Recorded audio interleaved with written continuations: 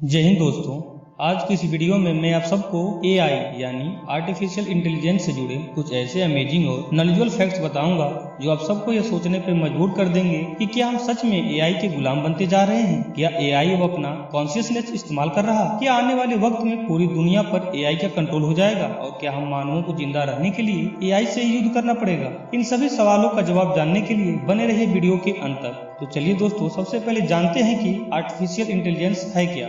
AI यानी artificial intelligence एक ऐसी सिमुलेशन है जिससे मशीनों को इंसानी इंटेलिजेंस दी जा सके, यानी फिर यूं कह सकते हैं कि उनके दिमाग को इतना तेज कर दिया जाए कि वह इंसानों की तरह काम करे, सोचने, समझने, यहाँ तक कि फैसले लेने में भी सक्षम हो। इसे ऐसे समझिए जैसे कि कोई इंसानी दिमाग किसी भी प्रॉब्लम को पहले समझता है, फिर उसे प्रोसेस करता है और फिर डिसाइड करता है कि क्या करना सही होगा और फिर फाइनली उसे सॉल्व करने का प्रोसेस पूरा करता है। ठीक उसी तरह आर्टिफिशियल इंटेलिजेंस में भी मशीनों को इंसान के दिमाग की खूबियां दी जाती हैं जिससे वह बेहतर तरीके से काम कर सके। इसके लिए उस कंप्यूटर को 3 तरह के प्रोसेस होकर गुजरना पड़ता है। इसमें सबसे पहला प्रोसेस होता है लर्निंग, जिसमें मशीनों की मेमोरी में बहुत सारी इंफॉर्मेशन डाली जाती है। इससे वो रूल सीखते हैं और उन रूल को फॉलो करके किसी दी हुई कमांड का पालन करते हैं। इसमें दूसरा प्रोसेस होता है रीजनिंग, जिसमें मशीनों को यह इंस्ट्रक्ट किया जाता है कि उन बनाए गए रूल्स को फॉलो करें और उसके बाद डिसाइड रिजल्ट की तरफ आगे बढ़ें, जिससे कि उन्हें अप्रॉक्सीमेट या फिर एक डेफिनेट कंक्लूजन मिल सके। और रूल्स फॉलो करते समय यह ध्यान रखना पड़ता है कि रिजल्ट वही आए जो उनके अंदर फीड किया गया है। अब तीसरा प्रोसेस है सेल्फ करेक्शन, जिसमें अगर गलती हो जाए तो उसे अल्टरनेट तरीके से सही कैसे किया जाए और इन रिजल्ट की तरफ वापस कैसे पहुंचा जाए। दोस्तों, ये सेल्फ करेक्शन ही इनमें मेन है, क्योंकि इसी के चलते AI इंसानों की तरह रोटेशनल डिसीजन ले पाता है। चलिए इसे एक एग्जांपल से समझते हैं कि आप अभी गूगल पर सर्च कीजिए और अब आपने जो भी सर्च किया होगा उसमें सबसे ऊपर आपको ज्यादा लुभावनी चीजें दिखेंगी जिसे आप तुरंत क्लिक कर देंगे। अब दोस्तों, ऐसा इसलिए होता है कि AI आपके डेटा का इस्तेमाल करती है और उसे पता है कि आपको क्या पसंद है और क्या नहीं।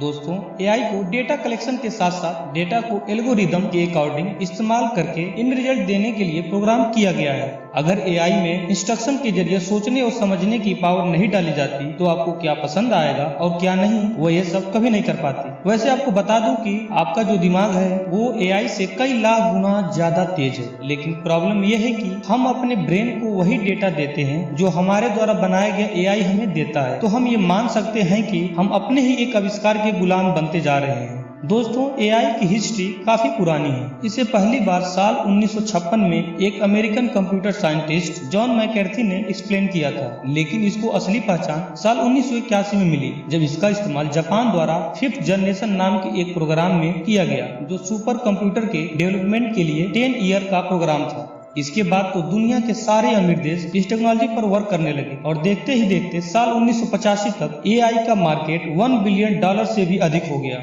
आगे चलकर AI ने 1990 के दशक के अंत और 21वीं सदी की शुरुआत तक स्पेसिफिक प्रॉब्लम्स के स्पेसिफिक सलूशन खोजकर धीरे धीरे अपनी प्रतिष्ठा को बहाल किया और फास्टर कंप्यूटर्स, एल्गोरिदमिक इंप्रूवमेंट्स और बड़ी मात्रा में डेटा तक पहुंचने की मशीन लर्निंग और परसेप्शन के प्रोसेस को सक्षम किया। साल 2015 AI के लिए एक ऐतिहासिक वर्ष था जिसमें गूगल के भीतर AI का उपयोग करने वाले सॉफ्टवेयर प्रोजेक्ट की संख्या बढ़कर 2700 से अधिक हो गई। इन बीते सालों में AI ने हर एक क्षेत्र में अपना लोहा मनवाया और अपने आप को और बेहतर किया। तभी तो आज AI वो सब कुछ कर पा रहा जो एक इंसान कर सकता है और कुछ मायनों में तो मानव से भी बेहतर, जिसकी वजह से हर एक फील्ड में हाई प्रिसाइज वर्क कर पा रहा है। जैसे कि आपको कार चलाना नहीं आता तो इसने ड्राइवरलेस कार बनाई जो अपने आप खुद के इंटेलिजेंस से आपको आपकी मंजिल तक पहुंचाती है। अगर आपको किसी टॉपिक पर बात करनी है तो वर्चुअल असिस्टेंट के तौर पर सीरी और अलेक्सा मौजूद है जो आपके क्वेश्चन करते ही बिल्कुल आसान भाषा में रिप्लाई देती हैं। वहीं ऑटोमेटिक लैंग्वेज ट्रांसलेशन के तौर पर माइक्रोसॉफ्ट और गूगल ट्रांसलेटर भी मौजूद हैं जो आपकी कठिन से कठिन भाषा को भी आपकी जरूरत की लैंग्वेज में ट्रांसलेट कर देते हैं। वहीं चैट GPT और AI आर्ट के आने से लिखने और चित्र बनाने का काम भी इसी ने ले लिया है। अगर हम चैट GPT से कविता लिखने को कहें तो कविता लिखती है, रिसर्च करने को कहें तो रिसर्च करती है और भी तमाम क्रांतिकारी काम यह सेकेंडों में कर देती है। इसे लेकर खूब हल्ला मचा हुआ है क्योंकि इसने वो कर दिखाया जो फेसबुक, नेटफ्लिक्स और इंस्टाग्राम भी नहीं कर पाए। यह महज 5 दिन में ही 10 लाख से ज्यादा यूजर्स बना लिए दोस्तों इसे बस आपको कुछ कहने की देर है और ये अपना काम करने लगती है। मसलन आपको बस इतना कहना है कि बाइक के टायर का पंचर घर पर कैसे बनेगा और इससे जुड़े जवाब आपके सामने होंगे, वो भी विस्तार से, एकदम आसान भाषा में, जैसे कोई आपको बता रहा हो। तो वहीं AI आर्ट भी काफी चर्चा में, क्योंकि यह कुछ ही सेकंडों में ऐसे ऐसे पिक्चर्स ड्रा करती है जिसे देखकर मुंह खुला का खुला रह जाता है। इसी प्रकार जब AI आर्ट से पूछा गया कि इस पृथ्वी पर हम ह्यूमंस की लास्ट सेल्फी कैसी होगी, तो इसके जवाब में AI आर्ट द्वारा बनाई गई सेल्फी काफी डरावनी थी। AI आर्ट का महत्व भारत में काफी बढ़ा है, जैसे कि हाल ही में हम सब ने सना नाम की एक आर्टिफिशियल एंकर को न्यूज रिपोर्टिंग करते हुए देखा। ये पूरी तरीके से AI बेस्ड एंकर है, जिसे इंडिया टुडे ग्रुप के वाइस चेयरपर्सन कलीपुरी द्वारा पेश किया गया। इस प्रकार का पहला एंकर चीन ने नवंबर 2018 में पेश किया था और आज के समय में AI भारत की इकोनॉमी में $100 बिलियन US से भी अधिक हिस्सेदारी हो गई है। दोस्तों AI बनाने का मूल उद्देश्य था सभी काम, फिर वो चाहे सेफ्टी रिगार्डिंग हो या फिर मैन्युफैक्चरिंग रिगार्डिंग, सभी काम बेटर, फास्टर, मोर एक्यूरेटली और मोर प्रिसाइजली कंप्लीट हो सके। लेकिन परसेंटली ऐसा देखा गया कि AI इतने खुदगर्ज यानी इतने सेल्फिश हो गए कि वो उनके अंदर सेट किए गए टास्क से एकदम विपरीत बर्ताव कर रहे हैं। आप मॉस्को में हुए एक चेस कंपटीशन का एक एग्जाम्पल ले लीजिए। चेस प्लेइंग रोबोट और 7 साल के बच्चे के बीच कंपटीशन शुरू ही हुई थी, पर अचानक से इस गेम के दौरान जब वो बच्चा अपनी अगली चाल चलने ही वाला था, AI ने उस बच्चे की उंगली ही दबोच ली। सुपरवाइजर के लाखों कोशिशों के बावजूद भी चेस प्लेइंग रोबोट टच से मस नहीं हुआ और अनफॉर्चुनेटली इस हादसे में उस बच्चे की उंगली फ्रैक्चर हो गई।